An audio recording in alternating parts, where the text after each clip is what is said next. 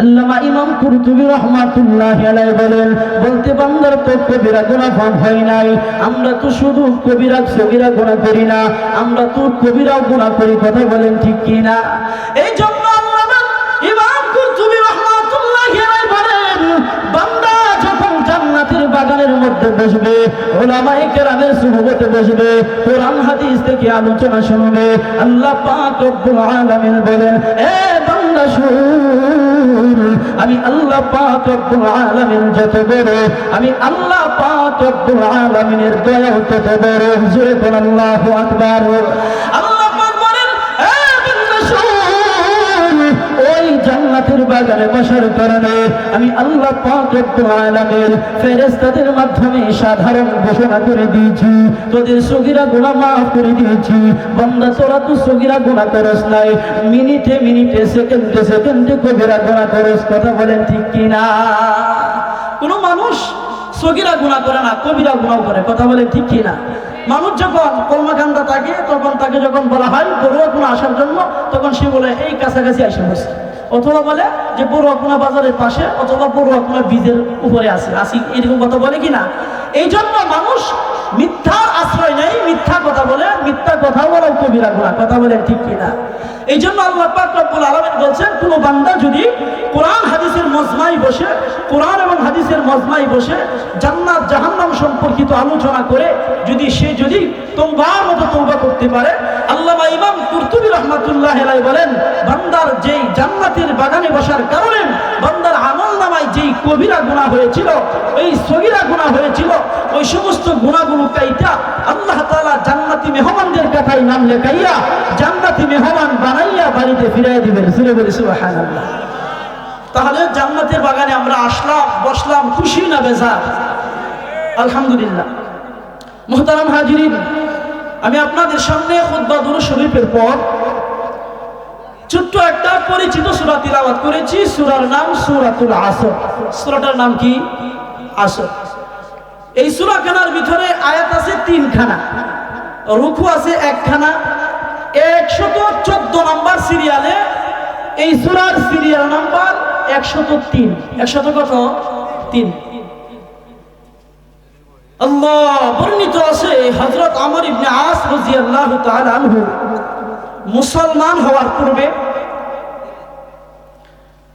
রাসূলুল্লাহ সাল্লাল্লাহু আলাইহি ওয়াসাল্লামের নবুয়ত প্রাপ্তির পর আমর ইবনে আস রাদিয়াল্লাহু তাআলা আনহু একদিন মুসাইলামাতুল কাজ্জাবের সাথে সাক্ষাৎ করেছিল। সেই মুসাইলামাতুল কাজ্জাব সে নবুয়তকে মিথ্যা দাবি করেছিল। জোরে বলি নাউজুবিল্লাহ। তখন মুসাইলামাতুল কাজ্জাব বলেন, হে আমর, এ সময় তোমার বন্ধু মুহাম্মদুর রাসূলুল্লাহ সাল্লাল্লাহু আলাইহি ওয়াসাল্লামের উপর কোন সূরা অবতরণ হয়েছে, কোন সূরাটা নাযিল হয়েছে? হযরত আমর ইবনে আস রাদিয়াল্লাহু তাআলা আনহু বলেন, একটি সংক্ষিপ্ত অর্থপূর্ণ সূরা অবতরণ হয়েছে। জোরে বলি সুবহানাল্লাহ। মুসাইলামাতুল কাজ্জাব বলে, সেটি কি? হযরত আমর ইবনে আস রাদিয়াল্লাহু তাআলা আনহু তিনি তিলাওয়াত করে শোনালেন।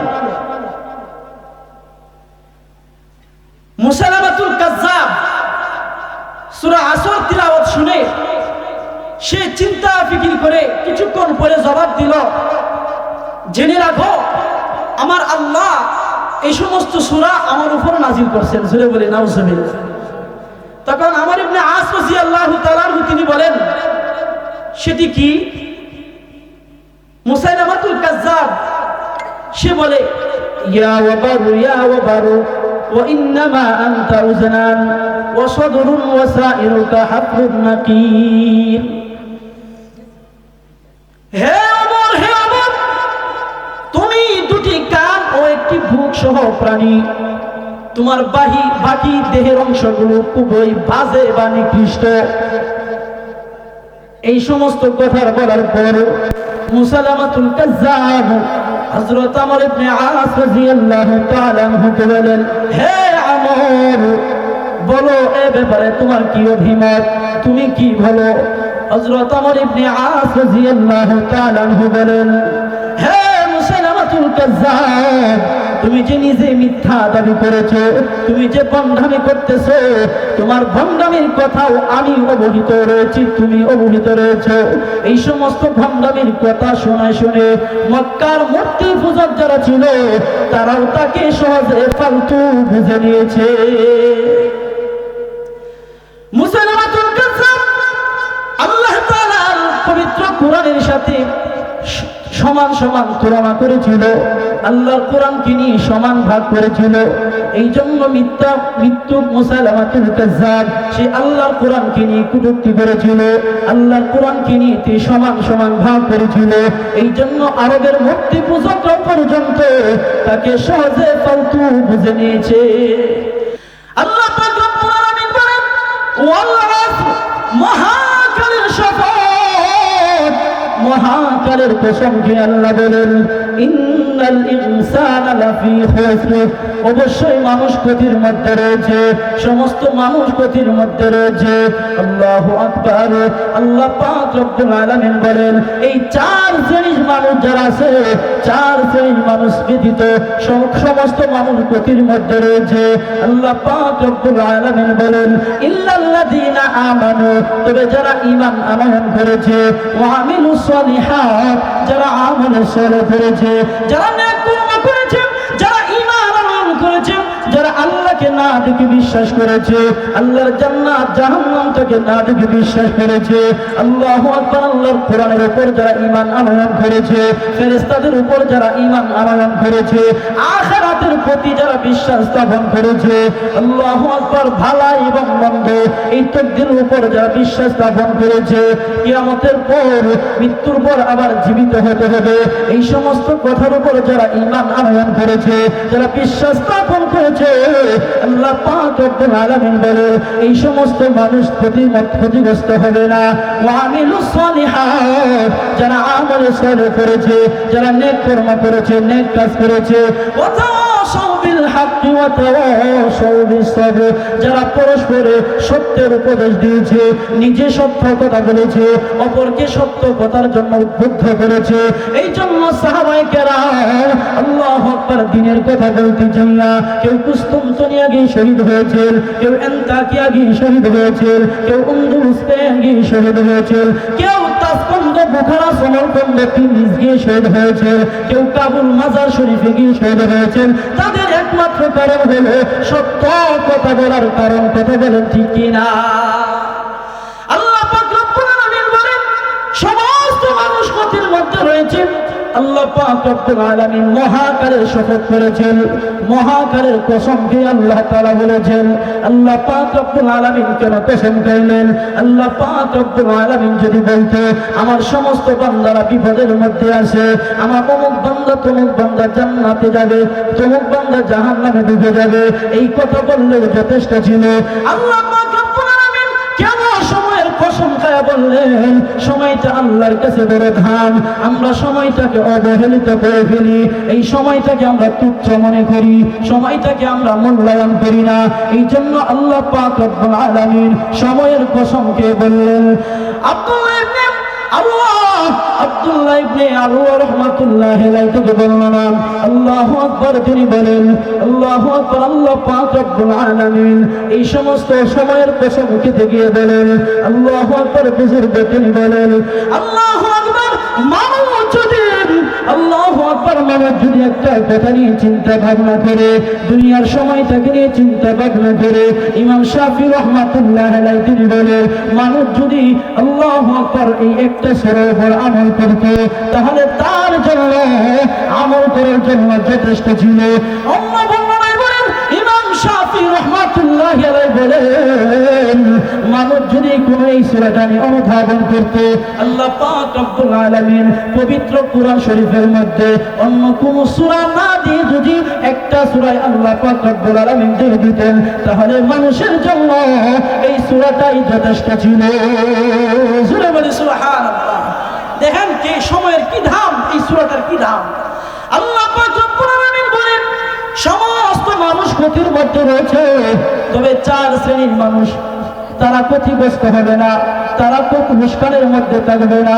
আল্লাহ পাক রব্বুল আলামিন বলেন ইল্লাল্লাযীনা আমানু, যারা ঈমান আনয়ন করেছে, ওয়া আমিলুস সালিহাত, যারা আমল সালেহ করেছে, নেক কর্ম করেছে, ওয়া তাওয়াসাউ বিল হাক্কি ওয়া তাওয়াসাউ বিস সাবর, যারা পরস্পরে আল্লাহু আকবার সত্যের উপদেশ দিয়েছে।